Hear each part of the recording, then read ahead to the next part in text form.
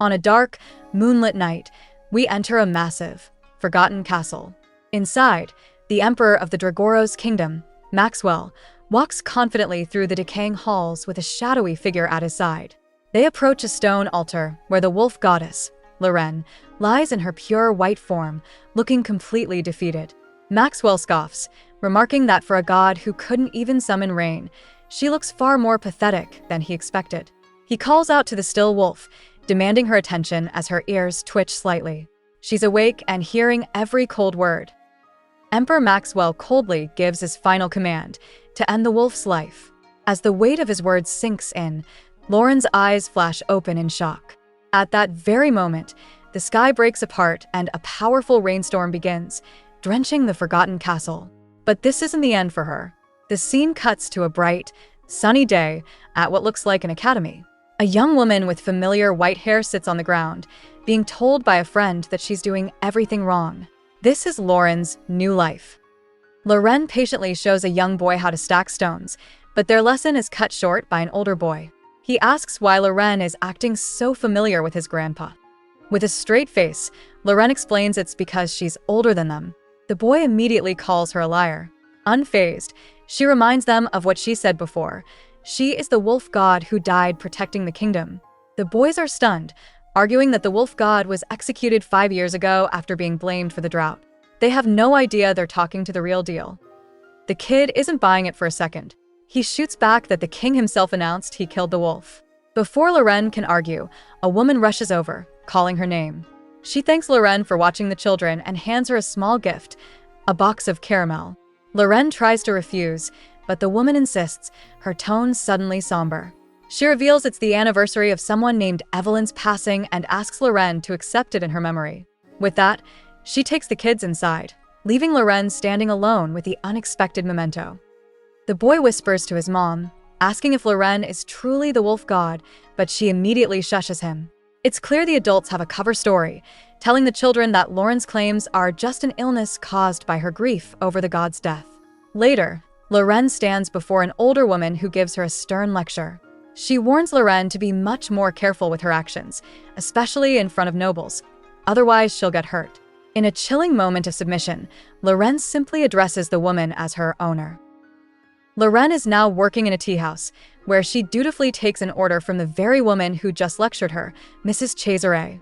As she jots down the request for tea, the bell on the door chimes. A tall man with dark hair steps inside, and Mrs. Cesare's eyes go wide with shock. This is Alexander, and he looks incredibly annoyed. Taking a seat across from the noblewoman, he questions her judgment for choosing such a public place to meet, asking if she has any sense of propriety left. Mrs. Cesare defends her choice, claiming she just picked the tea house closest to the station. She complains that she's done everything for Alec, even selling him land, and now she thinks he's trying to break up with her. While Loren listens from the background, Alec shuts her down. He reminds her that he paid full price for the land, and she made a killing on the deal. The noblewoman screams that he's missing the point, but Alec coldly tells her he already warned her their relationship would be short-lived. Alec stares down at Mrs. Cesare, completely unimpressed. He tells her he hopes she didn't call him all the way here just to cling to him. Furious, the noblewoman trembles with rage before screaming and throwing her hot tea directly at his face. But before the scalding liquid can connect, an umbrella snaps open, blocking the attack. Standing between them is Loren, holding the umbrella with a steady hand. She looks at her owner and calmly states that tea is meant to be drunk, not thrown. Furious, Mrs. Cesare demands to know who Loren thinks she is. She raises her hand to deliver a nasty slap, but Alec moves in a flash. He grabs the noblewoman's wrist midair, stopping the attack cold. With a smirk, Alec points out that hitting someone with that huge ring would seriously damage their face. He pulls a stunned Loren behind him, putting himself between her and the enraged woman. Mrs. Cesare can only scream that God won't forgive them, but Alec coldly retorts that even a god would abandon a brat like her. With Mrs. Cesare left speechless, Alec scoffs at her dramatic pleas to the heavens. He coldly questions what era she thinks they're living in. Without waiting for an answer, he slaps a large bill onto the table, stating it should be more than enough to cover the mess. He grabs his umbrella and turns on his heel, flashing a sharp, predatory grin as he walks away. Left in the wake of the chaos, a completely bewildered Loren can only come to one conclusion about her new master: he's totally insane. Elsewhere, a solemn woman named Evelyn visits a portrait of her late mother. It's been exactly 1 year since she passed away. Evelyn thinks back on the 4 years they shared, a time that now feels painfully short compared to the lonely years she's endured since. Suddenly, a fierce storm breaks loose, and the howl of a lone wolf echoes through the rain. The sorrowful cry shifts the scene to Loren, who stands completely soaked. She wonders why this newfound loneliness feels just as crushing as her 300 years of solitude guarding the kingdom. The story flashes back 300 years to a time when Loren was a sacred beast, the lone guardian of the northern mountains. For centuries, she endured a solitary life in the harsh, freezing landscape. It was a terribly cold and lonely existence, but she held on, driven by her unwavering duty to protect her territory. Then one day, the endless silence was broken. A sudden sound caught her attention, and she was shocked to see a small, blonde-haired boy standing in the snow, looking right up at her with wide eyes. Loren was completely mesmerized. A man so dazzlingly beautiful had appeared before her in this desolate wasteland. Kneeling respectfully in the snow, he introduced himself with a charming smile. He was none other than Maxwell Cassius Dragoros, the emperor of the entire kingdom. For the first time in her long, lonely existence, someone had sought her out. As Loren tried to say her name, a brilliant blue light suddenly erupted from the ground, trapping them both inside a glowing magical circle. Their fateful contract was about to be forged. Blinded by his charm, Loren fell for him instantly. With their contract sealed by a magical light, she left her lonely mountain behind and followed the handsome emperor to the Dragoros kingdom. But her new home felt less like a palace and more like a beautiful cage. Maxwell commented that it must feel like she's imprisoned. He then leaned in close, explaining this was all for her own good.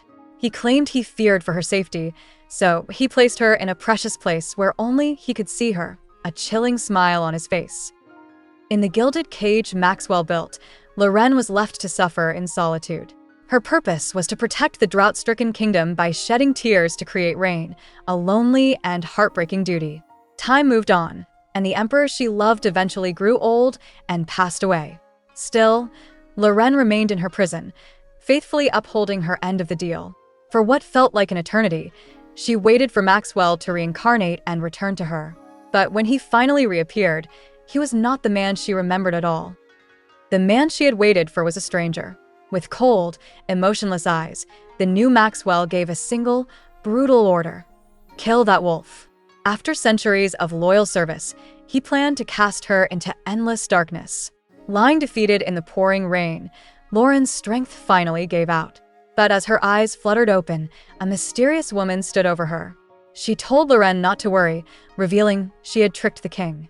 By giving him another wolf skin, she made everyone believe the goddess was dead, secretly granting Loren a new life. Still in her wolf form, Loren asked the mysterious woman why she saved her. The woman answered with a heavy heart, revealing that her own daughter had been abandoned and killed by humans too. Seeing Loren's tragic situation, she just couldn't turn a blind eye. The goddess wondered if life would have been better without her sacred duties. Hearing this, the woman offered her a chance at a new beginning, a life as an ordinary beast woman. After a brief pause, Loren stepped forward, ready to accept a future where she could finally be free. With a final nod, Loren agreed. A brilliant golden magic circle erupted around her wolf form, unleashing a powerful light. In an instant, the mighty goddess was gone, replaced by a young girl with snow-white hair. Her savior smiled, giving her a new name and identity: Loren Rusbeck. This act was in memory of her own lost daughter, Evelyn. Time passed, and Loren grew into a determined woman. She vowed to live for herself, to reclaim the life the king tried to destroy, and to finally find her own freedom. In her new home, Loren gazed at a picture, quietly thanking the woman who gave her this second chance. She felt truly happy living as her new daughter. Suddenly, the sharp jingle of a bell echoed through the house, followed by steady footsteps. A serious-looking man with dark hair stepped inside. Trying to play her part, Loren nervously greeted him as brother and asked if his work went well. This was Dustin Rusbeck, her new family member, and his cold presence immediately put her on edge. This new life was going to be complicated. Dustin seemed to approve of her greeting, placing his briefcase down. He turned and handed Loren an envelope, telling her it was for her. Confused, she asked what it was for. He bluntly explained that she was nearing adulthood and needed to buy proper clothes and shoes for her ceremony. Loren was stunned by his unexpected act, managing to give a quiet thank you. But as she clutched the envelope, a dreadful realization hit her. For a beastkin, an adulthood ceremony meant her first heat cycle was just around the corner. In the kingdom, turning 20 is a huge deal, marked by a massive coming-of-age festival for everyone. But for beastkin, this celebration hides a daunting reality. They go through a biological cycle known as heat, an uncontrollable, instinct-driven period for finding a mate. When a female beastkin enters her cycle, she releases a powerful scent that males simply can't ignore. The most terrifying part is that no one can ever predict when the first heat will strike. It's a force that inevitably leads to an intense, life-changing encounter. The thought of her first heat cycle left Loren totally clueless. After centuries as a goddess, this whole beastkin thing was a new reality she couldn't wrap her head around. Later, a bell jingled, signaling Dustin was finally home. She called out, wishing he'd stick around for once, but the lack of a reply highlighted their chilly relationship. The scene then cuts to a grand estate at night. Inside, a lone man gazes out a window into the darkness, his identity still a secret. Things are about to get interesting. Loren tosses and turns in her bed, drenched in a cold sweat. Her body feels like it's burning up from the inside, making it a struggle to even breathe. It seems her greatest fear has come true. Her first heat cycle has begun. Suddenly, the door flies open and a panicked voice shouts her name. It's Dustin. He rushes to her side and catches her just as she starts to collapse. He yells for her to get a hold of herself, but in her feverish state, Loren's vision blurs into a hazy memory of a smiling woman. In her delirious state, Loren reaches for a ghost from her past, whispering the name Evelyn before finally collapsing. When she comes to, she finds herself in a dim, unfamiliar room, feeling completely lost. A man's voice cuts through her confusion, stating that she's finally regained her senses. Still dazed, she looks over to see Dustin leaning against the wall. Struggling to place him in her foggy memory, she weakly asks if he's her brother. He simply watches her, looking utterly exhausted from the ordeal. Dustin coldly informs Loren she must endure her condition in this room until it passes. When she questions him, he snaps, reminding her this is why he warned her to be careful. A shocked Loren tries to explain that she took the herbs he gave her, but the fever hit anyway. Ignoring her excuses, he turns away and cuts her off. He has already placed a magical barrier on the spire, ensuring no male beastkin can reach her. As Loren watches in disbelief, she realizes he has just locked her away in a tower. As Loren struggles through her feverish condition, she remembers hearing that a beastkin's heat is unbearable without a partner. Seeing Dustin's disturbed expression, she confronts him, asking if he's the one who taught her such vulgar ideas. Stunned, he snaps back that her uncontrollable pheromones are exactly why she's trapped. He coldly tells her to endure it with dignity and storms out, sealing the door behind him. Alone in the dark, Loren wonders why he's so worried, convinced that no one would ever come looking for her anyway. Alone in the cold tower, Loren's fever spirals out of control. A burning sensation starts deep within her, spreading through her entire body. Overwhelmed by primal instincts she can't comprehend, she desperately craves a connection to soothe the unbearable ache. Writhing on the bed, she clutches at her clothes, groaning in pure agony. For the first time, the former wolf goddess is a complete prisoner to her own body, helpless against the overwhelming force of her first heat. Loren's fever reaches a breaking point, the burning sensation becoming almost unbearable. Apologizing in her mind, she admits she can't endure this with dignity, like she was told. Suddenly, a loud crash from her window shatters the silence. Rushing over, her heart plummets at the sight below. Several men are scaling the tower wall, shouting and fighting over who will reach her first. The magical barrier has clearly failed, and now she is trapped with a whole new kind of danger approaching her doorstep. Just as the intruders are about to reach her window, one is suddenly engulfed in a massive explosion of flames. He lets out a chilling scream as he plummets from the tower wall. Staring in shock, Loren realizes men are outside, and her brief escape fantasy dies, She's too weak to even climb. Before she can process the chaos, blood splatters violently against the glass right in front of her. Stunned and confused, she looks up to see a dark silhouette hovering outside her window, wondering what is happening. The dark silhouette resolves into a sharply dressed man standing calmly among the defeated intruders on the ground below. Loren stares, trembling, as his piercing golden eyes lock onto hers from the darkness. He casually asks if she realizes that it's her causing the overwhelmingly sweet scent filling the air. She flinches, mortified that this stranger knows her body's secret. Unbothered by the carnage around him, the man simply smirks. He smoothly comments that this unexpected situation works out perfectly for him, making his intentions dangerously clear. The man smirks from below, then casually gestures with his hand. A powerful blue aura erupts around him, and he begins to float upwards, heading straight for her window.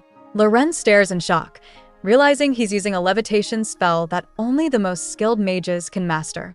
Who is this guy? Before she can process it, he unleashes another spell. A massive, glowing magic circle engulfs the entire tower, trapping them inside. He's just made it clear, there is absolutely no escape. Just as Loren is trapped, the man unleashes another insane spell. A massive ring of fire erupts around the tower, with someone yelling a warning to stay back. The blast is so powerful that the door to her room is blown clean off its hinges. Stunned by the overwhelming display of magic, Loren briefly wonders if her mysterious captor got caught in his own attack. But just as she looks out the window, a smooth voice whispers right in her ear, asking exactly who she's looking for. He's already inside with her. Loren freezes, realizing the man is already in the room with her. She can't believe he dodged his own massive fire spell. As her panic rises, she takes in his appearance for the first time. He's tall, imposing, and undeniably handsome. Her mind goes blank, and she tries desperately to get a hold of herself and remain dignified. But before she can pull herself together, he closes the distance between them. He gently lifts her chin, forcing her to meet his intense golden gaze, making it clear she has his complete attention. The tense standoff suddenly melts away. Without warning, Alec yanks Loren into a powerful embrace, burying his face in her long white hair. He's completely captivated by her scent, realizing her beastkin pheromones are a perfect match for him, a connection he never thought possible. Loren, completely overwhelmed by the sudden closeness, tries to tell him to wait, but her words are useless. He just tightens his grip, his golden eyes locking onto hers with an expression of pure, unfiltered need. He's finally found the woman he's been searching for. Still holding Loren tight, Alec's intense gaze searches her face as he demands to know what she is. Her unique scent is unlike anything he's ever encountered. Completely overwhelmed, Loren weakly tries to push him away, telling him to get back. But her resistance only makes him hold on tighter. He finds her rejection cruel, especially after he just bulldozed his way through all the pests downstairs. With a possessive look in his golden eyes, he makes it clear that he fought through everyone just to reach her, and he's not letting go now. Struggling against an overwhelming force, Loren weakly tells Alec to run. She's in a cold sweat, warning him to leave before she does something bad. But Alec is completely unfazed. He coolly points out that her warning is the kind of thing a man usually says to a woman, not the other way around. His casual dismissal shatters her remaining control. Loren feels like she's losing her mind as her beastkin instincts take over completely. Clinging to the last of her consciousness, she can only manage a desperate, weak plea. Alec leans in close, telling Loren to stop resisting and just give in to her instincts. Pushed to her absolute limit, she grits her teeth and warns him that he will regret this. But Alec just smirks, coolly replying that if this is what regret feels like, he'll gladly take more. With her control shattered, Loren's instincts explode. She shoves him back with surprising force. Unfazed and clearly intrigued by her strength, Alec simply watches as she grabs him by the collar, ready to follow her lead anywhere. With her instincts in complete control, Loren shoves Alec into a chair. He's surprisingly calm as she grabs a piece of cloth, apologizing while tying it over his eyes as a blindfold. A smirk plays on his lips. He's clearly impressed, thinking she has tougher tastes than she looks. A wave of guilt washes over Loren as she imagines how disappointed her brother would be. Ignoring the feeling, she finishes tying his hands to the chair. Now completely restrained, Alec admits to himself that this is all getting a bit suffocating. With her instincts now in full command, Loren gives in to the overwhelming heat. She leans in close, her actions guided by pure animalistic impulse. Her mind is a complete blank, unsure of what's even happening. Meanwhile, Alec is struggling to keep his cool, feeling like he's about to explode. His hand grips the chair hard as he tries to rein himself in. Finally cutting through the tense atmosphere, he asks a surprisingly direct question. Is this her first time with a man? Blushing, Loren quickly denies this is her first time. Alec is caught off guard by her answer. If that's true, he wonders, why is she so clumsy? He recalls how swift and graceful she was when she held an umbrella for him. His words stop Loren in her tracks. Umbrella? The memory doesn't ring a single bell. Realizing she has no idea who he is, Alec can't help but smirk. Fed up and completely overwhelmed, Loren gives in, demanding he bring his face closer before whatever happens next happens. Alec completely turns the tables. He reassures the flustered Loren that her instincts aren't ugly, just natural. He then argues that with the blindfold on, they'll both be losing out. Before she can react, he smoothly removes the cloth himself, a confident smirk on his face. His golden eyes lock onto hers as he promises to try not to look too much while drawing her closer. Overwhelmed by her senses, Loren finally gives in, instinctively marking him as her own and sealing their intense connection for the night. Alec struggles to keep his cool, finding it difficult to deepen their connection. Completely lost to her instincts, Loren pulls him closer, her body demanding more. He grits his teeth, warning her to relax, explaining that her tension is making things impossible. Suddenly, amidst the overwhelming sensations, she feels a strange, scaly texture against her skin. Her eyes fly open as a single thought cuts through the haze. He's a serpent. Barely holding on himself, Alec desperately tells her to get a grip on her wild pheromones before she completely drives him insane. The scene shifts to a dark, ornate room where a window has been shattered. A noblewoman clings to Emperor Maxwell's leg, apologizing profusely. She frantically explains that her plan failed, swearing she ensured her target drank the tainted wine. But the plot backfired completely. Instead of collapsing, the woman suddenly came to her senses, shoved Maxwell aside, and made a dramatic escape through the glass. Now, the furious emperor demands to know where the snake, who was with her, managed to disappear to. The furious emperor demands to know where the snake vanished. Kneeling before him, the noblewoman stammers that she has no idea. Her elaborate plan, for which she even secured a rare medicine, ended in total failure.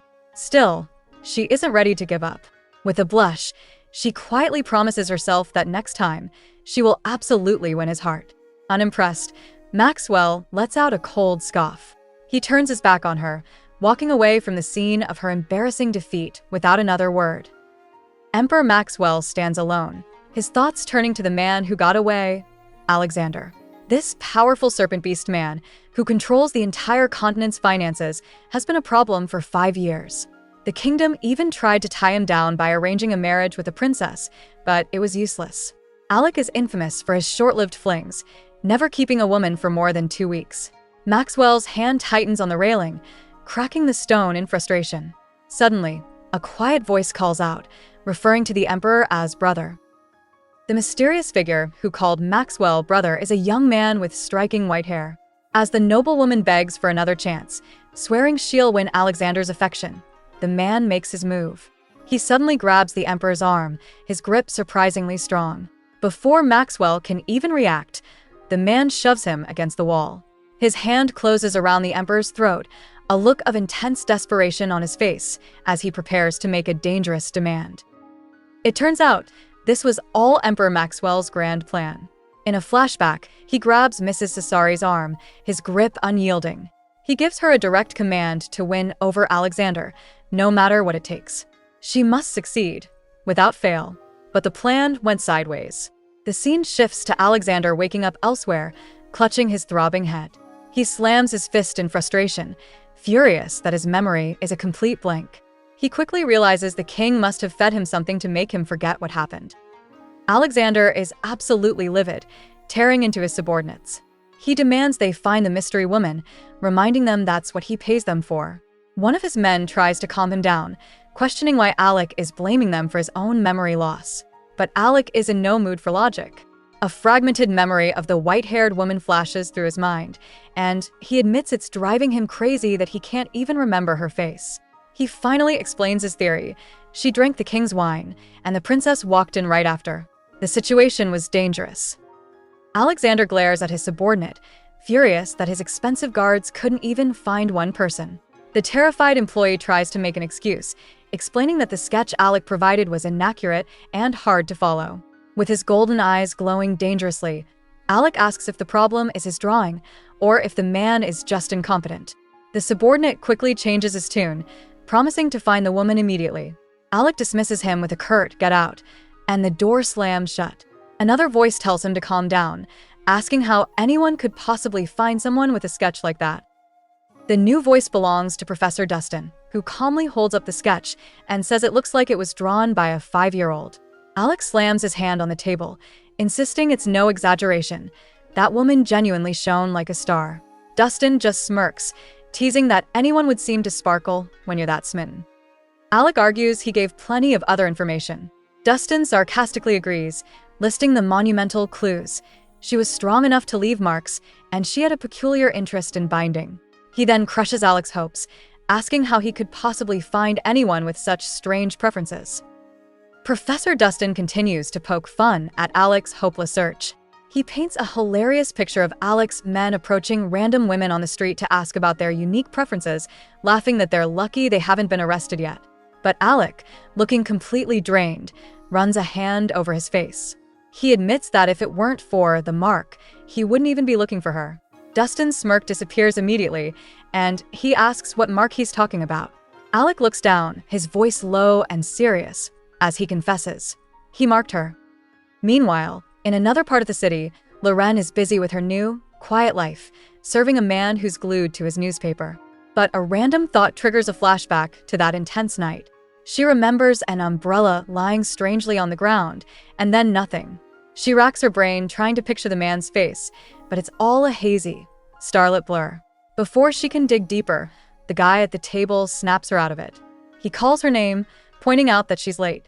Loren quickly apologizes, revealing this serious man is her brother. Loren brings her brother his meal, but he immediately scolds her about her tone. Looking down, she quietly apologizes for being late, thinking that no matter how many times he lectures her, nothing ever changes. As she sets the plate down, he folds his newspaper with a crisp snap, revealing the front page. But something catches Lauren's eye. Her confusion turns to shock as she reads the headline. An article is looking for the woman who toyed with the black snake, complete with a drawing of a mysterious woman and a serpent. The words "black snake" hit Loren like a ton of bricks, triggering a flashback to that night. She recalls the intense moment, the man's embrace, and a serpent coiled around her shoulder. This can't be happening. She panics, remembering how she even used magic to wipe his memory to put it all behind her. But the article isn't a friendly request. It's a cold demand from the Black Snake Guild for her to show up. Just as she's spiraling, her brother's sharp voice cuts in, asking if there's a problem. Loren freezes, completely busted. Caught red-handed, Loren stammers that it's nothing. She quickly makes an excuse about getting the shop ready and practically flees the room, leaving her brother watching her with a suspicious glare. Later, as she prepares for another job, her kind neighbor from the shoe shop next door, Bill, spots her. He asks if she's heading to the post office again, concerned that she's overworking herself. Loren just confirms she has another delivery from the train station, trying to bury her worries under a mountain of new work. Her well-meaning neighbor Bill suggests she take up embroidery, seeing her as just a woman despite her Beastman heritage. Loren flashes back to a time she proudly declared her wolf strength, an idea he just found amusing. Waving goodbye, she walks off, lost in her thoughts. Her heat cycle, which should have lasted for days, had ended in a single night with that serpent stranger. While the supernatural glow in her hair and eyes faded, the encounter left undeniable marks on her skin, a permanent reminder she couldn't simply forget. Loren walks through the city, haunted by the past. She remembers using magic to wipe the serpent's mind, a desperate move to erase that night forever. But her problems are just beginning. Up ahead, she spots a crowd buzzing around a new poster from the Black Snake Guild. It's a childish drawing of her tying the guild master to a chair. The townspeople get the story completely wrong, gossiping that some rich, Gutsy woman threatened the city's most feared man. Loren freezes, her private mistake turning into a public spectacle. Just as Lauren's spiraling, a voice cuts through her panic. The postman calls her over, telling her a big load of luggage has arrived. Happy for the distraction, she eagerly heads inside. Moments later, she's already pushing a cart stacked with heavy crates. Another postal worker sees her and gasps, telling Loren she's clearly overdoing it again. But Loren can't stop. With all the drama brewing, burying herself in hard labor is the only thing keeping her sane right now. She knows she can't help it. Her bubbly coworker quickly notices Lauren's hard labor and tells her to stop before she gets hurt. She cheekily offers to introduce Loren to a man, adding that some guys have a crazy taste. Loren immediately shuts the idea down. Unfazed, the woman insists that a girl without a guardian needs a man to protect her in this harsh world. But this lecture just makes Lauren's mood sink even lower. She thinks back to her past as a god. No one protected her then, either. All her prayers now feel like a complete waste. Her coworker, totally missing the point, asks if Loren used to pray a lot. Loren just scoffs, saying she should have spent that time on her skincare instead. Confused, the woman asks if Loren ever prayed for simple things as a kid, like wishing to be a good artist. But Lauren's prayers were never so simple. A painful memory flashes through her mind, her true wolf form, weak and exhausted, after desperately praying for rain to save the kingdom.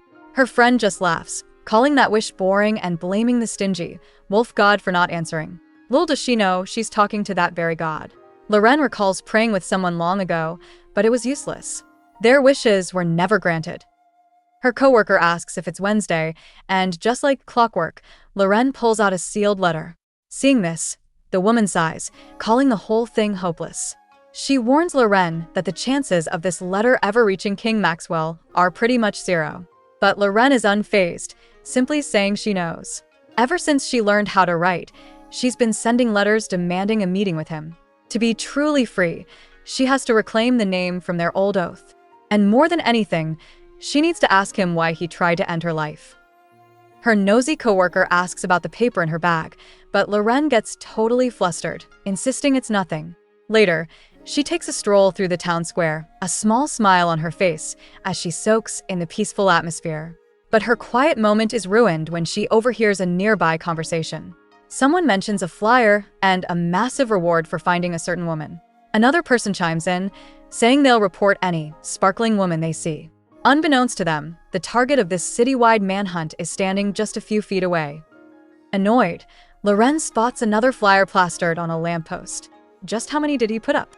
Determined to erase any trace of herself, she runs around town, ripping down every single poster she finds. This manhunt ends now, but her frantic mission is cut short when a smooth voice from behind asks what she's doing. Loren freezes, crumpled paper still in hand. It's him. Alexander, the serpent beast man she's been desperately avoiding, stands there with a triumphant smirk. He's finally found his lady. Loren tries to play it cool, sarcastically commenting on how busy he must be. Alec just smirks, asking what would happen if the guild caught her. He knows she was secretly tearing down his posters. But he's not here to argue. He just wants to talk. Alec asks her out for tea, but she instantly shoots him down, claiming she doesn't like it, an obvious lie since she sells it for a living. Unfazed, he suggests coffee, then a meal, but Loren rejects every single offer, making it clear she wants nothing to do with him. Trying to end the conversation, Loren turns her back, coldly stating she doesn't like talking either. But Alec isn't letting her go that easily. In a flash, he closes the distance, trapping her against the wall. He smirks, telling her she'll just have to deal with it. Fed up with this persistent pest, Loren decides to make an example out of him. With a powerful twist, she grabs his arm to throw him. To her absolute shock, he doesn't budge an inch. Alec just holds her, amused that she's still showing off her strength. Just as their tense standoff continues, Alec leans in, teasing Loren that she must really like his flyers since she's collecting them all. But before Loren can retort, their argument is interrupted by a familiar voice. A man greets her casually, saying it's been a long time. Lauren's blood runs cold. It's her old professor, Dustin Risbeck. She's completely shocked to see him. Panicked, she reminds herself that it should be fine. She wiped his memory clean, so there's no way he could possibly recognize her. Or could he? Alec leans in, smugly telling Loren he spent a fortune on those posters. Blushing, she stammers a weak excuse, claiming they just looked messy. As this is happening, Professor Dustin watches from a distance, noting that she seems to be looking for a way to escape. Lauren's mind races. Could her old professor be working with this guy? But before she can make a run for it, Alec reaches right into her bag. He pulls out a giant wad of his crumpled flyers, mockingly impressed by her collection. He then introduces himself as Alexander Zenkaiser, positive she knows the name. Loren plays dumb, flatly stating she doesn't know the name. Alex steps closer, unconvinced. It's impossible.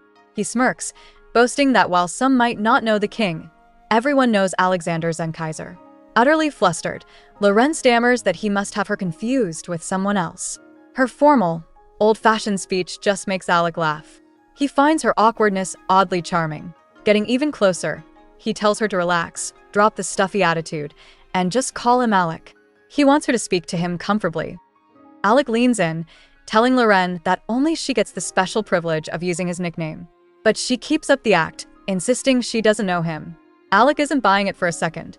He tells her he could never be mistaken, explaining that the moment he saw her from a distance, his instincts went wild. He knew instantly she was the partner he'd imprinted on. Loren plays dumb, but Alec's patience is clearly running out. He tells her to stop pretending and just follow him because they have a lot to talk about. Alec completely shatters her act by saying her full name, Loren Rusbeck. Stunned, Loren demands to know how he found out. He just smirks, explaining that his intel is impeccable. The moment he heard about a woman collecting his flyers, he knew it was her. Leaning in close, he accuses her of being a cowardly wolf who planned to toy with him and then run. She tries to deny it, but he's already gesturing to a fancy carriage. He tells her if she's not playing games, then she needs to get in. Loren finds herself in a lavish professor's office, not Alec's. Her eyes immediately lock onto a wolf statue on a pedestal. She's completely stunned. After the kingdom faked her death, they ordered every single statue of her destroyed. Seeing one now, she assumes the owner must be a secret, devout believer. Suddenly, Professor Dustin leans over the sofa, whispering about Alec. He calls him ill-tempered, but admits the guy is genuinely the best. With a sly smirk, he tells Loren that she, of all people, must be well aware of Alec's greatness. Dustin keeps teasing Loren, saying her night with Alec must have been really special. But Loren just deadpants, asking what he's even talking about. Alec, clearly done with the professor's meddling, cuts in and asks why he's still hanging around. Taking the hint, Dustin makes a quick exit. Just as Alec prepares to light a cigar, Loren suddenly apologizes. He stops, completely baffled. Turning to face her, he asks what she's sorry for. She quietly tells him she's sorry for everything that happened on the day they first met. Alec scoffs at her apology, unconvinced. Crossing his arms, he asks what she expects. Does she think he'll just let everything go as if their night together never happened? Loren stammers, unable to answer. But then, a sweet, alluring scent begins to drift from her, wafting directly toward him. Alec's cool demeanor instantly breaks as he breathes it in. He flushes, cursing himself internally. He can't believe he's getting so flustered over her scent in the middle of such a tense confrontation. He's completely losing his composure. Loren finally addresses their night together, but her explanation is ice-cold and blunt. She states matter-of-factly that it couldn't be helped since she was in her heat cycle, a biological event any beastman should understand. Alec is absolutely stunned by her casual dismissal. He thinks her words sound like a cheap excuse someone would use to cut ties after a casual fling. As his fist clenches in frustration, Loren continues, explaining that she's heard such brief physical encounters are common. She believes she can treat their intense connection as a trivial event and simply end it. Alec stares at her, completely dumbfounded. He asks if that's really all she has to say. Loren, avoiding his gaze, coldly confirms that she's said everything she needs to. But Alec isn't about to let her off the hook.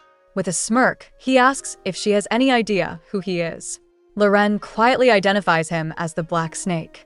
He confirms this, revealing he's the powerful master of the Continental Railroad. With unshakable confidence, he makes it clear he is not a man who can be so easily dismissed. Alec leans back, confidently asking Loren to guess what he'll do next. Thinking she can solve this with a simple payoff, she bluntly asks if he wants money. Amused by her assumption, Alex smirks and plays along, asking if she can give him as much as he wants. Loren reaches into her coat and places a small pile of coins and bills on the table. Alec looks down, unimpressed. It's barely 30 for Silent. But Loren completely misreads his expression. She nervously asks if it's too much, admitting she has no idea what the proper compensation is. With zero social awareness, Loren explains that compared to other kinds of labor, what she's offering is actually a good price for his services that night. Alec is completely floored, muttering her words back in disbelief. He can't believe she's treating their intense connection like a cheap transaction. But Loren misreads his shock as disappointment. She tells him if the money isn't enough, he can meet her at a tea house, swearing on her den's honor to compensate him properly. Then, she just gets up and walks out, leaving the powerful tycoon utterly speechless.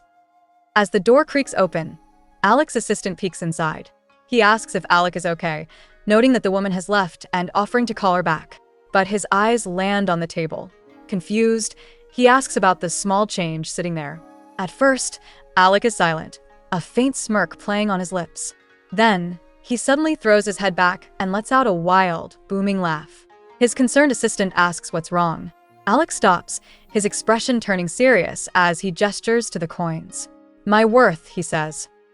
Still fixated on the insult, Alec glares at the pitiful pile of money she left behind. This was the price she put on their time together. Meanwhile, Loren starts her new life at a fancy academy. She's quietly pouring tea when the chime of a bell suddenly breaks the silence. A cheerful professor, Dustin, greets her with a big wave. But he's not alone. Alec's stern-faced assistant is right behind him. Loren is completely thrown, wondering why they've shown up on her doorstep this early in the morning. Loren asks the two men what brings them here so early. Alec's assistant wastes no time, bluntly throwing her own words back at her. She told him to come if the money wasn't enough. Mortified, Loren stammers and asks how much more she owes for his services. This is the last straw for the assistant, who snaps that he's not taking anything. But when Loren cluelessly asks if he's leaving now, he gets even more annoyed. He slams himself back into his seat, leaving Loren completely baffled as to why he's staying. Still refusing to leave, the assistant smugly tells Loren that he's in a tea house, so of course he's going to order. Loren is totally bugging out, still convinced this is the guy she paid for his services that night. To really drive his point home, he orders one coffee and the entire food menu. Professor Dustin, completely oblivious, just cheerfully adds a honey tea to the order. A flustered Loren scribbles it all down. Moments later, a feast fit for a king is on the table, and the assistant just sits back, enjoying her confusion. As Loren cleans the tables, Alec's assistant calmly sips his coffee, watching her every move. He breaks the silence to ask when her shift ends, and she replies that she's done it too. He then orders her to see him afterward. But Loren flatly refuses, explaining she already has another job lined up, hard labor at a railway construction site. The man's composure shatters as he shouts, asking if she's crazy. Unfazed, Loren simply says the work is rewarding, leaving him completely baffled by her response. Alec can't believe what he's hearing, asking if she understands how dangerous that kind of work is. But Loren is completely unfazed. She proudly declares that she's a strong wolf, just as capable as any man. She even boasts that her foreman praised her recently, which totally impresses a nearby student. The mood suddenly plummets. Alec's face darkens, and with a deadly serious tone, he quietly tells her not to go. Loren freezes, stunned by his change in demeanor as he looks up, his golden eyes glowing, and commands her not to do that job. Loren is totally unfazed by his intense command, firing back and demanding to know what her job has to do with him. Alec just smirks, acting like she just asked the most obvious question in the world. This whole interaction leaves Professor Dustin completely clueless. He thinks Lauren's attitude is just unbelievable and turns to Alec in confusion. But before he can say anything, Alec suddenly explodes, slamming his hand on the table. He angrily yells at the professor, demanding to know why he cares about Lauren's work, leaving poor Dustin wondering if the guy just needs a nap. Professor Dustin teases Loren, asking who didn't sleep well when she was clearly up all night. Loren instantly gets defensive, snapping that she slept fine and isn't drinking whatever he's offering. Unconvinced, the professor just says, sure, as she walks off. Alec watches her go, then abruptly stands up and announces it's time to leave. much to Dustin's confusion. Just as they're about to head out, Dustin stops him, holding up the receipt. He points out the exact cost of their meal, a specific detail that seems incredibly important. Dustin shoves the receipt in Alec's face, calling out the fascinating coincidence. The number on the bill is the exact same as the bread Loren was paid with. Alec is completely insulted, his golden eyes flaring with rage. He calls the whole situation ridiculous and storms off. But Loren spots the dine-and-dash from the counter and immediately cuts him off, demanding he pay up. Alec just smirks, casually mentioning how expensive the tea is before dropping a bombshell. The bill costs the same as the effort he spent on her last night. Loren is completely flustered, demanding to know what he means by effort. She thinks this whole thing is just some weird scam. But instead of explaining, Alec smoothly grabs her hand and drops a glittering object into her palm, telling her to keep the change. He then leans in close, whispering for her to meet him at the carriage stand after work because he has something important to say. As he leaves, Professor Dustin waves a cheerful goodbye, leaving Loren standing there, completely stunned and staring at the mysterious payment. Loren stares at the glittering object in her hand, completely baffled. She quickly realizes this so-called payment doesn't even cover the cost of the tea. What a total scammer. Later that day, after her shift ends, she heads to the carriage stand as instructed. And what does she find? The exact same fancy carriage from this morning, which hasn't moved an inch. Clenching her fist in annoyance, Loren figures it out. This dude has been waiting around for her all day. Turns out he's way more idle than he looks. An attendant swings the carriage door open, welcoming Loren inside. To her surprise, Professor Dustin is also there, but he quickly excuses himself, wishing them a good time before shutting the curtains and leaving them in private. Alone with Alec, Loren immediately questions him, asking if he really waited until the tea shop closed just for her. Trying to look cool, Alec crosses his arms and scoffs, asking if she seriously thinks he has nothing better to do than wait around for her all day. It's an obvious lie, but he's sticking to it. Deciding she's had enough of his games, Loren internally notes that he looks pretty idle but decides not to provoke this sensitive snake. She cuts straight to the chase, asking what was so important he had to wait all day. With a dead serious expression, Alec drops a bombshell. He marked her. Loren is completely stunned, her mind reeling. A mark creates a lifelong mate bond. She asks why he'd do something so huge after just one night, but Alec looks away, admitting he doesn't know. It just happened before he realized it. Alec looks away, completely mortified as he recalls their night together. He admits he got totally lost in the moment, acting on pure instinct before he could stop himself. It just happened. Loren calmly processes this, then deadpans that she didn't realize he was such an innocent man, sarcastically taking the blame. Flustered, Alec sputters, asking if he looks naive to her. But he quickly gives up, turning away in frustration and muttering to himself about what's so special about her anyway. This guy is having a total meltdown. Alec stares out the window, stewing in his own frustration. He internally calls the bond a curse marking and decides he needs to undo it immediately. But before he can voice his plan, Loren beats him to it, calmly telling him to just undo the mark. Completely caught off guard, Alec sputters, asking what she means. She lays it out plainly, questioning if he really intended to make a total stranger his mate. Flustered, he denies it, but inside, he's a mess, wondering why he's suddenly so annoyed she wants the same thing. Loren knows every race has a different way of breaking a mate bond, so she asks him how the snake folk do it. Alec gets this strange look on his face, correcting her that he's not a snake, but a snake brat. Loren is totally baffled by this weirdly specific title. He explains that his people need their clan's help to break a mark. Luckily, his clan is already on the way and will arrive in a month. They both agree to wait until then to finally break the unwanted bond. With their awkward agreement made, Loren is left alone with her thoughts. She replays Alec's final words, how he'd send a carriage for her in 30 days. A whole month. She figured she was totally in the clear for a while and wouldn't have to deal with him again so soon. But as she turns from her desk, she suddenly freezes. Standing right there in her room is the serpent brat himself, Alec, who has apparently decided that waiting a month was way too long. His unexpected arrival leaves Loren completely stunned. At the cafe, a man with a smug look comments on how quiet it is. Loren is not impressed, internally blaming the terrible business on the sky-high prices. She recognizes the guy as a regular troublemaker and tries to walk out, but he isn't about to let her leave. He grabs her arm, stopping her dead in her tracks. Before Loren can even process what's happening, he forcefully pulls her back and makes her sit down, asserting his dominance and making it clear she isn't going anywhere just yet. With her luggage strapped to her back, Loren prepares to head out. But a coachman spots her and completely panics, yelling that a lady in her condition shouldn't be carrying something so heavy. Loren is totally confused by his odd comment. Suddenly, Alex steps out of the carriage, mockingly asking if she's afraid he'll kidnap her. He offers a ride, claiming he's also headed to the post office. Once inside, she tries to confirm his story with the coachman, but a single, terrifying glare from Alec makes the poor guy freeze up instantly. Alex stops her, saying he has something to discuss. Loren is already tired of his games, but this time it's serious. Inside the carriage, she's shocked to find a blindfolded doctor waiting. Alec drops an absolute bombshell. He brought the physician to see if she's pregnant. He explains that because they formed an imprint, it's a very real possibility. While a servant takes her luggage, Loren processes this crazy situation.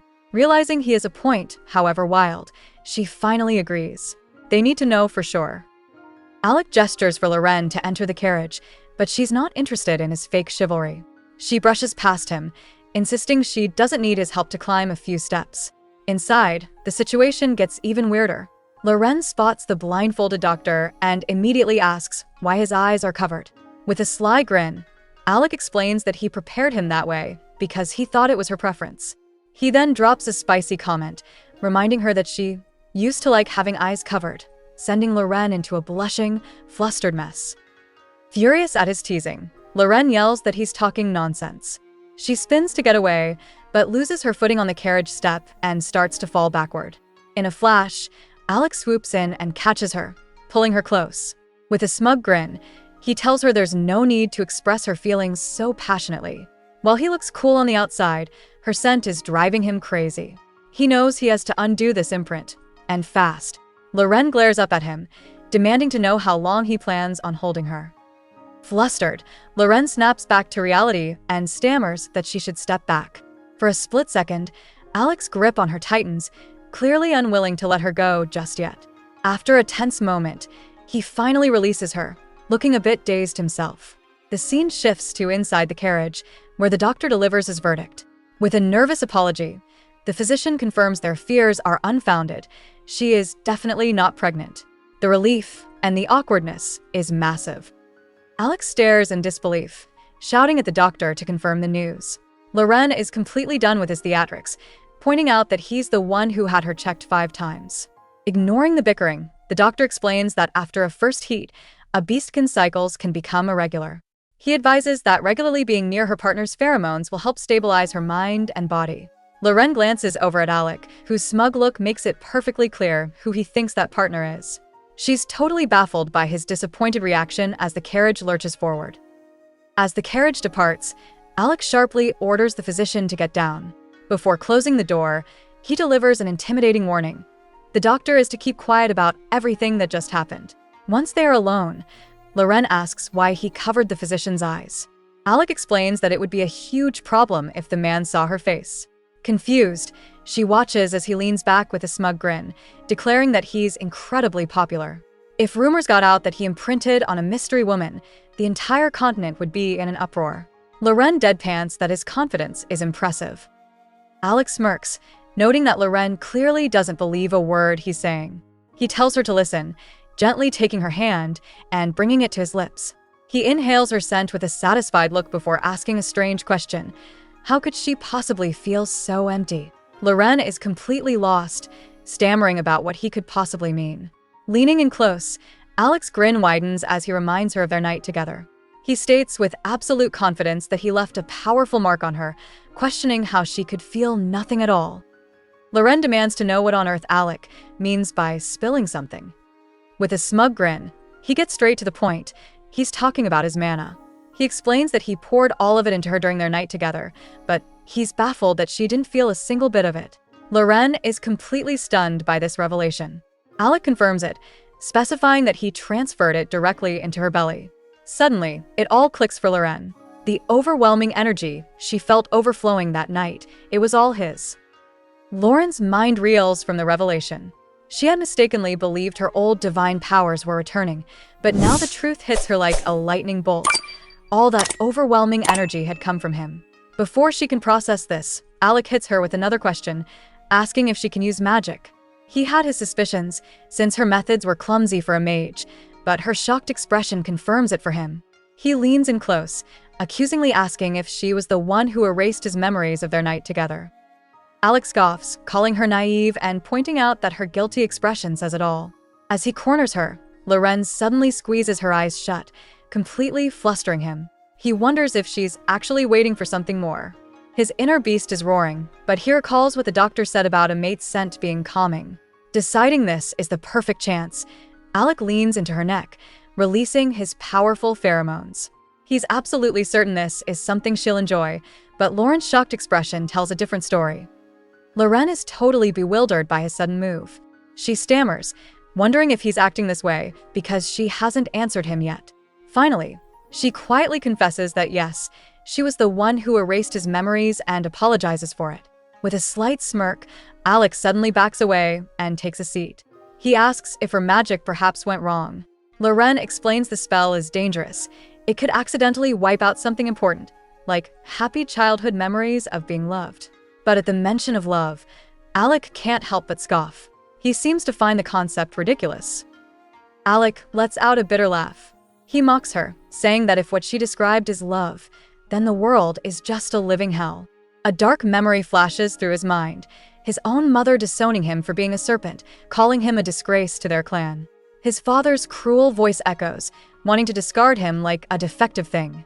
Snapping back to the present, his cynical smirk is gone. Looking at Loren with a completely different expression, he quietly notes that her hands are always cold. Loren gently holds Alec's hand, wondering if it's always cold because he's a serpent. She then asks if he knows about palmistry, explaining it's a way to read a person's destiny. Tracing the lines on his palm, she tells him his fate line is clear. He'll carve his own path without his parents' help. She adds that his wealth line is outstanding, so he'll earn a lot of money. Alec is completely stunned. First, she saved the tea, and now she's completely calmed his rage. He demands to know how she did it. Alec isn't talking about the tea or the palm reading. He wants to know how she managed to erase his memories, stating that very few beings can successfully cast magic on him. Loren explains that memory erasure is an advanced spell. It only worked because she used the mana he had given her during their night together, adding that she was originally capable of such feats. Stunned, Alec sarcastically asks if she's some kind of god.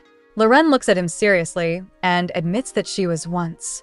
He realizes she speaks like the legendary guardian of the kingdom. Loren tells Alec that he doesn't have to believe her story. Without another word, she turns and steps out of the luxurious carriage, leaving him behind. As she steps onto the cobblestone street, a friend immediately spots her and freaks out. The girl points at the fancy ride, realizing it belongs to the infamous Black Snake Guild. She gasps, wondering if the guild master himself is actually inside. From the shadows of the carriage, Alec silently watches Loren reunite with her friend, his expression completely unreadable as he observes her.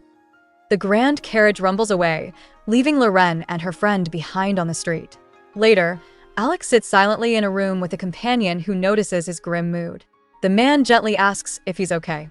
Alec deflects, questioning why he wouldn't be, but he looks completely drained. His friend sees right through the act, knowing that Alec was secretly hoping his night with Loren would result in an heir. The news that she wasn't expecting was a huge blow. Trying to lighten the mood, the friend tells him he'll overcome it. With his mind racing, Alec gives his associate, Sasha, a new command: dig into Loren's past.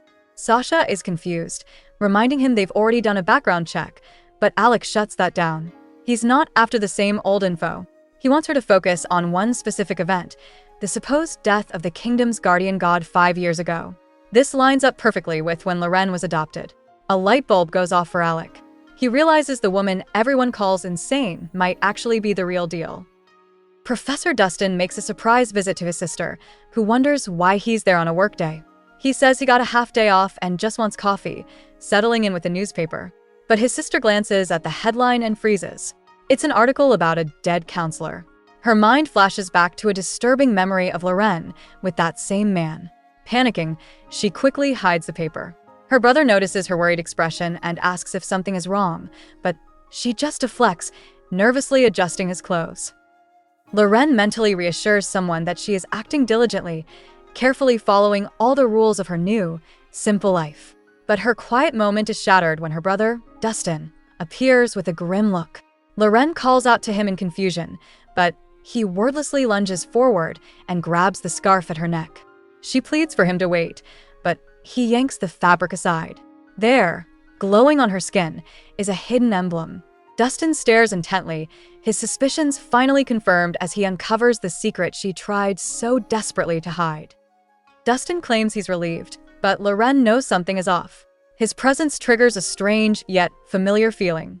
It turns out this so-called brother is basically a stranger. A quick flashback reveals they've barely met a handful of times over the last 20 years. His concern isn't brotherly love, but a cold duty he inherited. Back in the present, he tries to recall his primary instruction for her. But Loren already knows it by heart, reciting her one rule: live a regular and modest life, completely under the radar. With his inspection complete, Dustin snaps his briefcase shut. Before leaving, he offers Loren a final, chilling piece of advice. Men are violent and selfish, so she must always be cautious. Loren quietly agrees to remember his words. In a strange, self-aware moment, he admits he's a man just like the ones he warns her about. As he walks out the door, he gives a cold reminder that he is her brother, leaving her to navigate her new, restrictive life alone on the bustling city streets. With her brother finally gone, Loren breathes a sigh of relief and gets back to her new routine, deliveries. But as she walks through the city, a street performance stops her in her tracks. It's a puppet show for children, telling the famous legend of the kingdom's wolf god. They narrate a tale of how the goddess gave her blessing and the king mourned her departure. Loren watches the cheering kids with a blank stare. She is the hero of their story, yet here she is, a total stranger just a few feet away. As the puppeteer packs away his show, he spots Loren watching him. He calls out, but immediately gets defensive when she turns, telling her to go away if she's just going to point out his mistakes again. But Loren assures him that's not why she's here. She has a question about the story he tells. Looking at him with a surprisingly serious expression, she asks if the king in his play ever truly loved the silver wolf he took as a guardian. Her strange question leaves the performer totally stunned. Loren arrives at the train station, ready for another day of deliveries. A man in a suit, the station master, hurries over and greets her, asking why she's come so early. Loren, completely unfazed, replies that it seems like the usual time to her. As she gets ready to unload a massive stack of heavy crates, the man panics. He frantically stops her, quickly handing over her payment for the day's work. It's clear her raw strength and straightforward attitude have left him totally flustered. Loren eyes the small pouch of coins, bluntly asking if this is all she gets. The station master stammers, explaining he saved the most important packages just for her and even promises her a raise. But when he pats his empty pockets, he panics. He tells her to wait right there and dashes off to get the rest of her pay. Loren is just left standing there, completely baffled by his frantic behavior. Later, she finds herself scanning the crowd, wondering why she's even looking for that arrogant serpent guy from before. Just as the station master runs back to her, a sleek black train, unlike any she's ever seen, pulls into the station. He quickly explains it's the guild master's private transport before scurrying off again, clearly flustered. The title means nothing to Loren, but her curiosity is piqued. The train doors slide open, and a squad of heavily armed guards disembarks, their movements sharp and disciplined. They form a perfect, imposing line on the platform, signaling the arrival of someone incredibly important. A single, polished shoe steps out from the train car. The powerful presence that follows washes over the platform, and Loren flinches hard.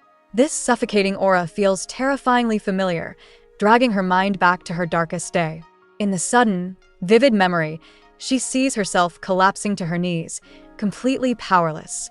The face of the man who destroyed her life, Emperor Maxwell, looms in her vision. He stood over her, holding the very symbol of her past as the wolf goddess, a cruel trophy from the one she had served for centuries. A polished shoe steps out onto the platform. The man who follows makes Lauren's blood run cold. It's him, Emperor Maxwell.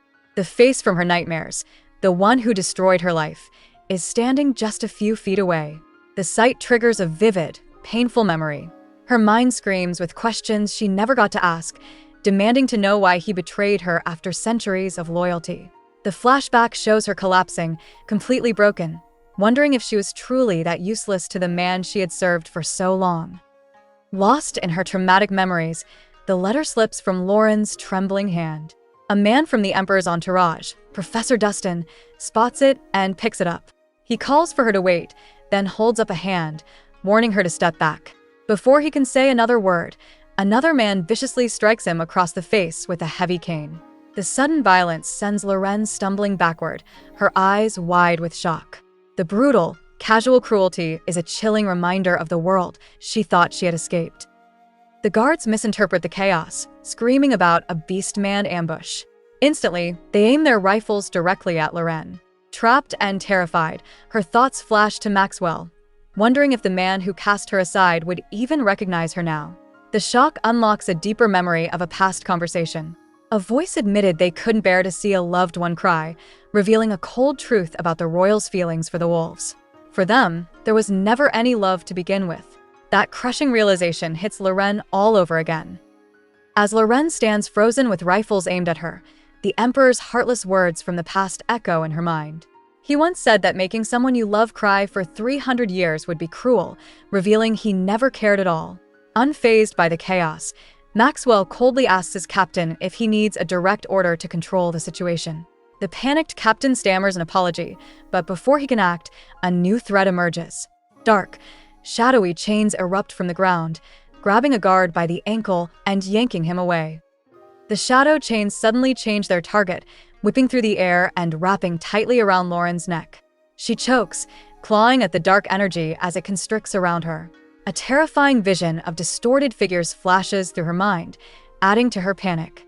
Through the chaos, a new voice speaks, calmly telling her she didn't need to come so far to greet him. A pair of polished shoes steps into view, and Loren looks up, completely bewildered by the arrival of this mysterious stranger who seems to be in control of everything. The mysterious man calmly tells Loren that he told her to wait at home. Ignoring her confused questions, he grabs the shadowy chains around her neck. With a powerful grip, he shatters the dark magic with his bare hands, freeing her instantly. Everyone stares in complete shock at this unbelievable display of strength. As a guard stammers an explanation to the Emperor, Alec turns to Maxwell. He coolly says he didn't expect the Emperor to be so shocked by someone being treated like a beast, throwing the man's cruelty right back in his face. The Emperor demands to know if Alec and Loren met in person. With a smug grin, Alec confirms it, claiming she's a woman he recently met who insists on staying by his side. He then turns, asking Loren to confirm his story. Loren is completely confused. A moment ago, she was breathless from exhaustion and fear, but now, his presence has a strange, calming effect on her. Overwhelmed by his soothing scent, she unconsciously leans into him, giving the Emperor all the confirmation he needs. Alec pulls Loren even closer, leaning in to whisper. He playfully asks if she was that lonely without him, calling her darling. Completely flustered, Loren tries to correct him, stating that her name is Loren. But Alec just smirks, revealing a letter and claiming she even wrote to him. Before she can properly protest, he smoothly tucks the letter into his jacket. Holding her firmly, he thanks her for it, promising to read it once he reaches the top of the guild, leaving her utterly speechless in his arms. Holding a weary Loren, Alec announces to the Emperor that his fiancée is tired and asks to leave. Unimpressed, Maxwell sneers, commenting on Alec's unique taste in women. But Alec just grins, thanking him for the compliment and retorting that his unusual taste is the secret to his success. His tone then shifts, becoming dangerously low as he mentions the pitiful guard who dared to harm his woman. The Emperor is left completely baffled, unable to understand why such a calculated merchant would choose a seemingly average girl. As Alec protects Loren, a noble lady scoffs from the crowd, sneering that Loren doesn't look any better than the princess. Emperor Maxwell quickly scolds Alec for his improper behavior, but his gaze remains locked on the mysterious woman. He internally dismisses her, thinking her eyes are the only unique thing about her. But as he continues to stare, a strange and confusing feeling washes over him. This seemingly random girl feels familiar. He's completely baffled, unable to understand why he feels like he's met her somewhere before. As Alec and Loren make their exit, Emperor Maxwell is left totally stumped. He tries to shake off the weird feeling that he knows this girl, writing it off as his imagination. But the question of who she is lingers in his mind. Meanwhile, Loren glances back at the man who ruined her life. Seeing him again brings all her old pain crashing down. She silently demands to know why he cast her aside after her years of service. Loren is shocked to realize that even after all this time, his betrayal still hurts her more than anything. Loren stares at the Emperor, her former god, and realizes she was completely wrong about him. He isn't some grand deity, he's just a petty, spiteful man. Before her anger can show, a hand gently covers her eyes. Alec leans in close, calling her darling, and teasingly warns that he gets jealous when she stares so intensely at another man. Without missing a beat, he turns to the Emperor, smoothly explaining that his fiancée is just a bit flustered, as it's her first time meeting royalty. Emperor Maxwell coldly agrees and announces he's returning to the palace, telling Professor Dustin not to bother seeing him off. As he turns, he effortlessly lifts Lauren's large, unconscious wolf form over his shoulder. While being carried like luggage, Lauren's mind registers a strange itchiness spreading through her body. Maxwell then faces the professor again, smugly reminding him about his upcoming wedding banquet. He condescendingly tells Dustin to bring a partner, sarcastically wondering what kind of strange person would sit beside him. A guard then asks what they should do with the wolf. Loren glares at the Emperor, no longer seeing a god, but just a petty, spiteful man. Before her anger can explode, Alec's hand gently covers her eyes.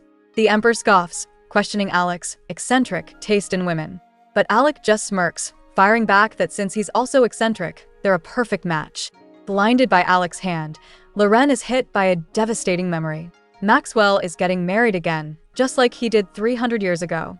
Even in this new life, she's being abandoned all over again.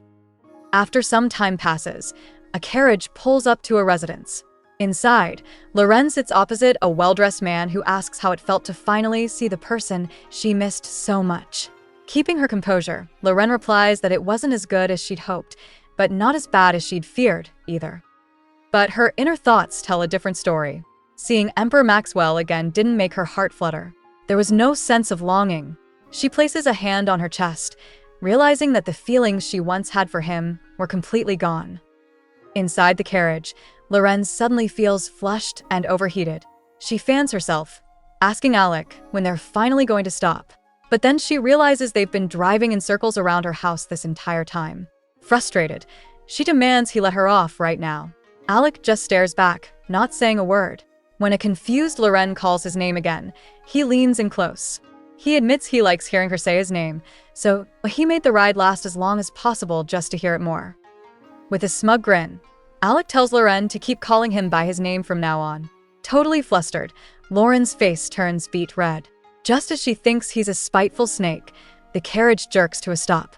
She leaps to her feet, ready to escape, but the sudden movement sends her tumbling right into his lap. Not missing a beat, Alec teases her for grabbing his leg, calling her a shameless wolf.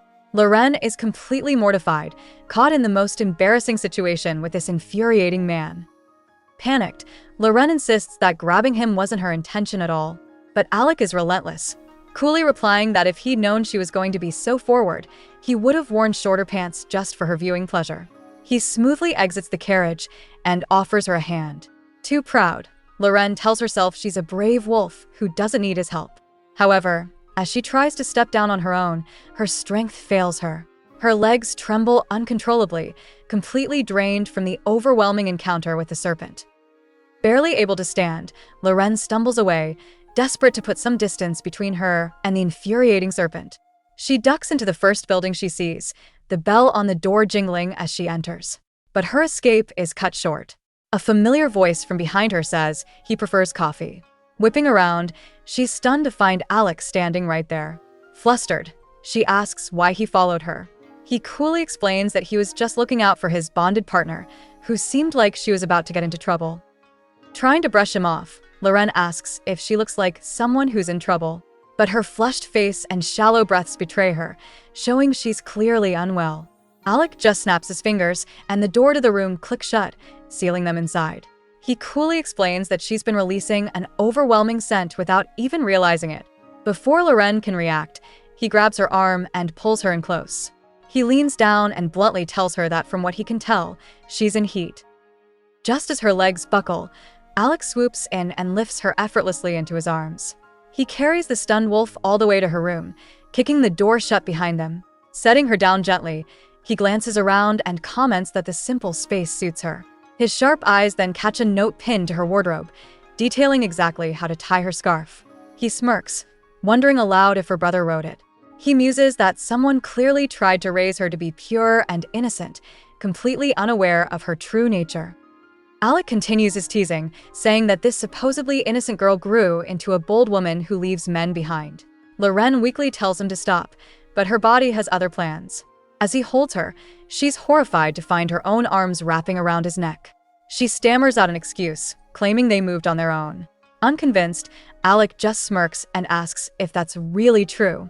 He slowly leans in, closing the distance between them and leaving her with nowhere to run as the atmosphere in the room shifts completely.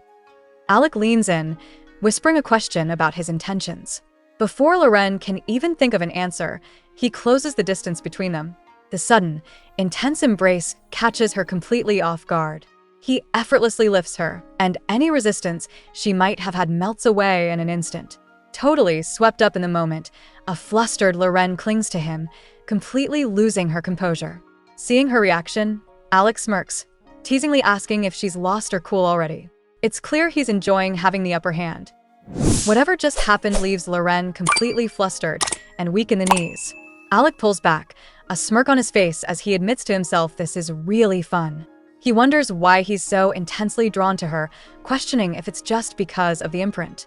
Studying her closely, he remarks that she acts like a spirit beast, almost as if the dead guardian deity was alive. He flat out asks what she really is.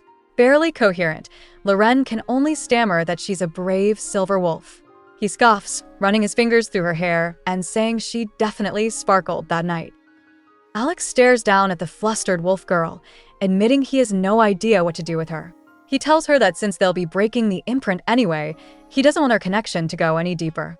Frustrated with the whole situation, he lets her go and prepares to leave. But just as he turns away, Loren weakly grabs onto his sleeve. With a pained expression, she whispers that her condition is getting hard to bear and desperately begs for his help, stopping him dead in his tracks.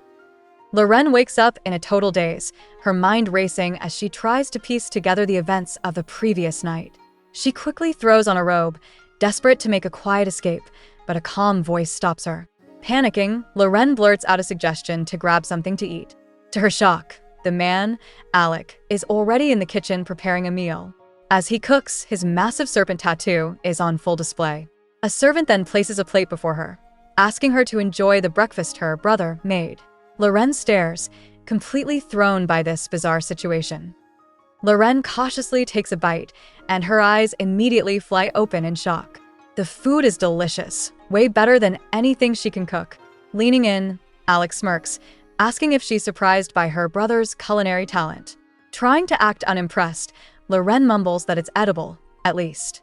He sips his drink, watching her intently as she abandons all caution and starts happily stuffing her face. Alec is completely mesmerized by the sight, wondering how it's possible for someone to look so pretty while eating. He is clearly head over heels. Alec asks if she caught a cold, mentioning he left the window open. Loren quickly says she was fine since the bed was warm. With a smirk, Alec explains he had no choice.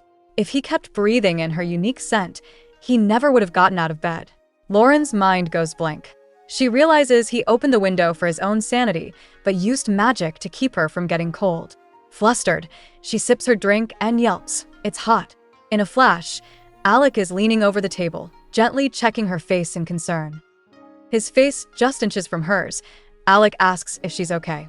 Loren is completely frozen, too shocked to even speak.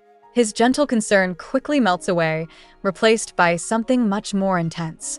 Without another word, he leans in and completely captures her lips. Loren is so overwhelmed by the sudden kiss that she feels breathless, her hand pressed against his chest as the world around them fades away. It's clear Alec isn't letting her go this time. He has made his intentions known. As the kiss deepens, Loren feels herself losing all control. But their moment is shattered by loud pounding on the door. A voice shouts for Alec, who tries to ignore the interruption, pulling her even closer. The visitor outside drops a bombshell that stops him cold. His clan has arrived. Lauren's heart sinks with dread, immediately assuming they're here to forcibly undo their bond. Before leaving, Alec gives her a gentle kiss on the forehead, telling her that her brother has to go. His determined look says it all. He's not letting her go without a fight. Alec gives Loren one last, intense look, promising they'll see each other again. With a determined stride, he walks out to face his clan. The scene then shifts to a rainy day, where Loren is working at an outdoor construction site. As the rain soaks her clothes, she thinks to herself that Alec's people must be happy to see him after so long. Her quiet moment is suddenly shattered when a frantic voice starts shouting her name, calling her sister. A young boy is running towards her through the downpour. Loren is surprised to see the young boy, Paolo, rushing toward her. He quickly holds an umbrella over her head, worried she'll catch a cold. She brushes off his concern, telling him to worry about his own flushed face instead. Completely flustered, Paolo stammers that he's not sick, he just feels hot. He quickly changes the subject, asking about the guild master. Paolo complains that Alec used to bother her every day, but now he's gone. Loren quietly defends him, though she realizes it's true. Alec hasn't visited once since he left to deal with his clan. As the downpour continues, Loren can't shake a feeling of concern. It's already been 5 long days since she last saw Alec, and a quiet worry creeps in that maybe he's gotten sick. But across the city, a far more sinister situation is playing out. In a dark, rain-slicked alley, a person lies collapsed on the ground, letting out a pained groan. A man in a sharp suit looms over them, clutching a mysterious bottle as he stares down at his helpless victim, his intentions unknown. Turns out Alec isn't sick, he's just been handling some brutal business. In a dark, rainy alley, he stands over 2 thugs he's just put in their place. He's disgusted, thinking that it's because of guys like them that honest beastmen get such a bad reputation. Looking totally drained, Alec curses under his breath and pulls up his hood. He walks away, leaving the thugs and a shattered bottle behind him. Soaked to the bone and completely miserable, all he can think about is how much he hates the rain. As Alec walks through the miserable downpour, he's haunted by memories of his past.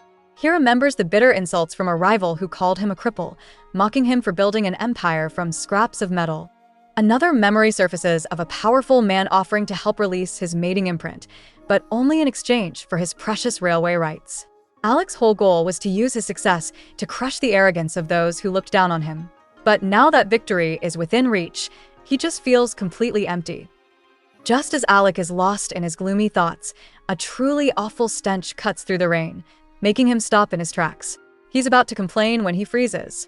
Through the downpour, he sees her, the white-haired woman he's been searching for. Loren turns around, a calm, almost amused smile on her face. Stunned, Alec storms over to her, getting right in her face. He demands to know what she finds so funny, but she just stares back up at him, completely unbothered by his intense presence. Loren calmly says his name, noting that he disappeared only to reappear drenched in the rain, just like her. Alec ignores her observation, his attention fixed on the foul scent clinging to her. She explains the clothes were a loan from a friend, but Alec's expression turns cold. He asks if a friend is someone who rubs their heat pheromones all over another person. Loren is completely stunned, stammering that it can't be true. In a flash, Alec grabs her by the collar, furiously demanding to know what she's doing. Without another word, Alec whips his own soaked jacket off and drapes it over Lauren's shoulders. The gross smell is instantly replaced by a pleasant, forest-like scent. Lauren's eyes go wide as she realizes what's happening. He's deliberately covering the other man's scent with his own.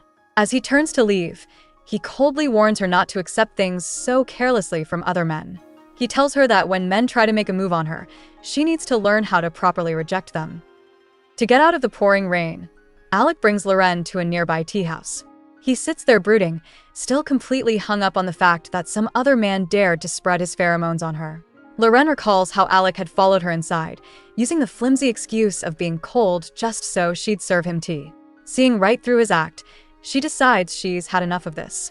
Loren tells him it would be better for them to just go home and rest, then stands up from the table, ready to leave him behind. But Lauren's had enough of his games and stands up, ready to ditch him.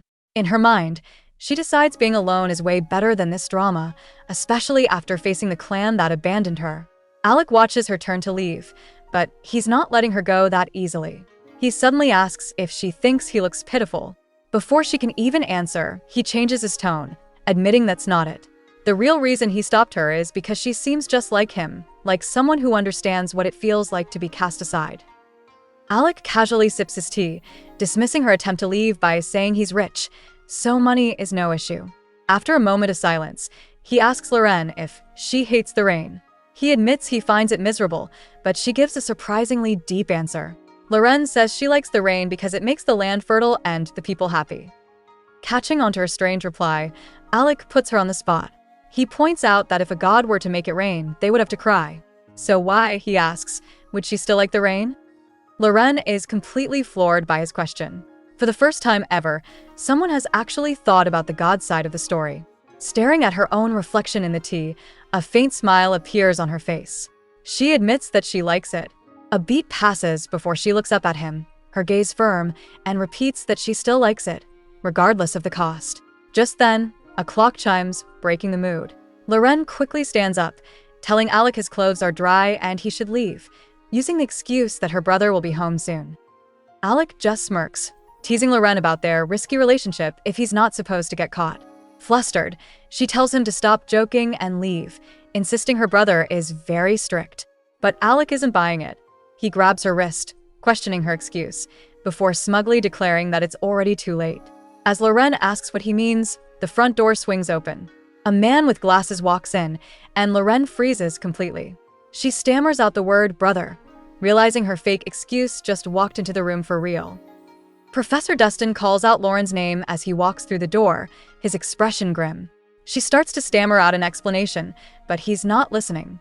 He first questions what she was doing, still in her work clothes. Then, his sharp gaze lands on Alec. Dustin coldly accuses the stranger of covering his little sister in a scent. Taking control, he suggests they formally introduce themselves. But Alec doesn't flinch. Instead, a confident smirk plays on his lips, totally unfazed by the protective brother's interrogation. With a cocky smile, Alec extends his hand, formally introducing himself as Alexander Zenkaiser, head of the Black Snake Trading Guild. Dustin meets his grip, and this is clearly more than just a handshake. It's a silent test of strength. The professor tries to assert his dominance, warning Alec that he could get hurt messing with him.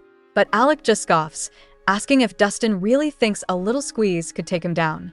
He even points out how worried Loren is over nothing. Seeing the power play escalate, Loren panics and grabs her brother's arm, yelling for them to stop. Dustin pulls Loren behind him, demanding to know how long Alec plans on seeing his sister. Unfazed, Alec argues that it should be Lauren's decision, not his. But the professor shuts that down immediately, stating Loren isn't capable of making her own choices. He calls it his duty to protect her from promiscuous womanizers. Instead of getting offended, Alec just grins. He openly admits he won't deny the label, but says he has a question of his own for the so-called brother. He takes a confident step forward. Alec suddenly yanks on the professor's tie, closing the distance between them. He calls Dustin out, asking how long he plans on controlling Loren using protection as an excuse. Looking him dead in the eye, Alec says he can tell that the professor's feelings for his sister are seriously twisted. Dustin freezes, enraged by the accusation. With a smirk, Alec tightens his grip, comparing the man's messed up feelings to his now crooked tie. He releases him, smugly adding that he's good at seeing things for what they truly are. Ignoring the fuming professor, Alec confidently strolls past him. He internally smirks, thinking about how he enjoys straightening out twisted, messy situations. Behind him, Dustin can only clench his fist in silent, seething anger. As his men call out to him, Alec mentally scoffs that men aren't his type, so he'll have to pass on the professor's obsessive attention. Loren then speaks up, telling Dustin not to cling to her so tightly. Her newfound backbone only seems to make Dustin more curious. Before he can reply, Loren announces she's leaving and walks out. As Loren walks away, Dustin suddenly orders her to do it. A bewildered Loren asks what he means, but the professor absolutely snaps. He slams his briefcase onto the floor and roars at her to go upstairs immediately to wash off the vulgar pheromone from that other man. Utterly terrified by his explosive anger, Loren stammers an agreement and rushes up the stairs. Left alone and trembling, Dustin's internal thoughts reveal a shocking secret. He questions how Loren could even be his sister in the first place.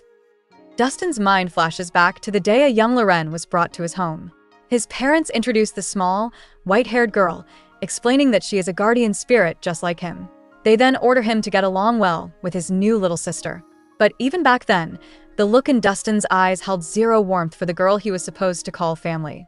Snapping back to the present, he slumps over his desk, completely wrecked by the memory, as Loren quietly watches him from behind, confused and worried. After her shower, Loren cautiously approaches Dustin, calling him brother. Without even looking at her properly, the professor scolds her for her improper appearance. Confused, Loren explains she wanted to stay home instead of an inn because of the rain, but he never responded. This flips a switch in Dustin's twisted mind. He inwardly sneers, thinking he knows exactly what she's implying by wanting to be alone with him in the house. As Loren innocently explains it's just more comfortable than an inn, he lets out a single, cold laugh. Dustin scoffs, cynically thinking he should have expected this. He quizzes Loren, asking if he's ever once stayed the night in the house since their mother passed away. Loren admits he hasn't. Suddenly, he's on his feet, grabbing her arm with a chilling intensity. Loren had always assumed he avoided her simply because he hated her. But as he looms over her with a predatory look, a much more disturbing and terrifying reason for his distance finally clicks in her mind, leaving her paralyzed with fear. Things take a dark turn as Dustin demands to know why men are so desperate to put their mark on Loren. He starts asking invasive questions about her night with the stranger, wondering if the man enjoyed himself. Before Loren can even process it, the room fills with an overwhelming scent. It's Dustin's pheromones, and they're suffocating. As she gasps for air, a truly twisted thought forms in her brother's mind. He wonders if maybe he should try claiming her for himself next, his expression becoming utterly sinister. In a dimly lit room, Alec closes in on Loren, his expression intense. He's fighting a powerful urge, desperate for just one moment with her. But Loren is terrified, weakly begging him to stop and making it clear she wants no part of this. Suddenly, her pleas get through to him. With a shout of pure frustration, he smashes his fist into the floorboards instead. Ignoring his now bleeding hand, he grits his teeth and orders someone unseen to head upstairs, his self-control obviously hanging by a thread. Barely holding himself together, Dustin snaps, roaring at Loren to go to the second floor immediately. Completely shaken, she can only agree, weakly telling him to treat his wound before scurrying away in fear. He watches her go, clearly fighting a vicious internal battle. As he finally storms out of the house, his hand dripping blood, he leaves her with one last chilling order. He tells her to wash off the scent he left on her before she goes to bed, proving that his presence is more of a threat than a comfort. Meanwhile, as a fierce storm rages, we cut to a much grander scene. Inside the palace, Emperor Maxwell Cassius Dragoros sits calmly, a strange mark visible on his hand. He comments on the heavy rain before asking his aide for the urgent report. The man bows, delivering some serious news. A dragon who came with the Holy Empire's delegation is still in the kingdom. Maxwell's expression is unreadable as he picks up his wine, wondering what would bring one of those noble beings from the northeast all this way. The aide explains the real reason for the dragon's visit, a new continental railway. Apparently, this project is shaking up the continent's power balance, causing the Northeast's economy and influence to weaken. Maxwell just smirks, finding it absolutely hilarious that beings who lived like gods are being outmaneuvered by a mere snake brat. The aide clarifies that using magic to build a competing railway would be a financial disaster. The real power lies with the engine blueprints, and only one mysterious guild master has them, and everyone has failed to get them. With a smug grin, Emperor Maxwell notes that the nobles must regret handing over their land for a railway that was built so fast. He then reveals the real obstacle to construction, the guardian spirits. Without their permission, no one can lay tracks. His aide questions how the serpent managed it elsewhere, but Maxwell dismisses it, calling him a scoundrel with a silver tongue. But the Emperor's confidence is unshaken. He declares that such tricks won't work here, implying his kingdom has a guardian spirit that can't be so easily persuaded. The aide then asks about a specific request before dropping a bombshell. He prevented 2 people from meeting. Maxwell is clearly confused, so the man explains it was just a gut feeling. He had a strong sense that if those 2 ever met, something precious would be taken from the Emperor. This strikes a nerve. Maxwell's hand clenches tightly as a strange sense of loss washes over him. His thoughts drift to Loren, her startled face flashing in his mind as he wonders why he can't stop thinking about her. Meanwhile, Mrs. Cesare is worried sick, braving the pouring rain to find Loren. She explains that Loren missed their usual Wednesday meeting and she had to check on her. But her path is blocked, forcing a 30-minute detour that will ruin her dress. Feeling hopeless, she wishes someone could help her. Right on cue, a fancy carriage appears. From a nearby window, a man spots the occupant and smiles, having found who he was looking for. Seeing her chance, Mrs. Cesare immediately calls out to the handsome man in the carriage. The man in the carriage is stunned when Mrs. Cesare calls out, wondering if she could possibly mean him. Concealing her identity under a hood, she boldly asks for a ride, explaining that she's in a serious bind. To prove her desperation, she makes a daring move that leaves the professor completely flustered. Red-faced, he stammers his approval but tells her not to do something so shocking in public. Once inside, she introduces herself as Charlotte and gives him her destination, leaving the poor professor a blushing wreck. Once inside the carriage, Mrs. Cesare reveals her destination is Miss Loren's tea house. This gets a huge reaction from the professor, who asks how she knows Loren. He excitedly explains that her honey tea is delicious, and he's been dying to have it again. Seeing right through him, Mrs. Cesare realizes he's hinting for a free treat. As a thank you for the ride, she offers to buy him some. The professor is absolutely thrilled by the offer. Their carriage soon clatters to a stop, and they both step out, having arrived at the tea house. Mrs. Cesare and the professor arrive to find the tea house completely dark and empty. Pushing the door open, she calls out for Loren, but only silence answers. She wonders where on earth her friend could be. Suddenly, a strange, rhythmic noise coming from upstairs makes her freeze on the spot. The scene flashes to Loren, her hair splayed out as she gasps for breath. It's clear she has been intensely occupied with someone. Realizing what she's hearing, a horrified Mrs. Cesare screams Loren's name in complete shock.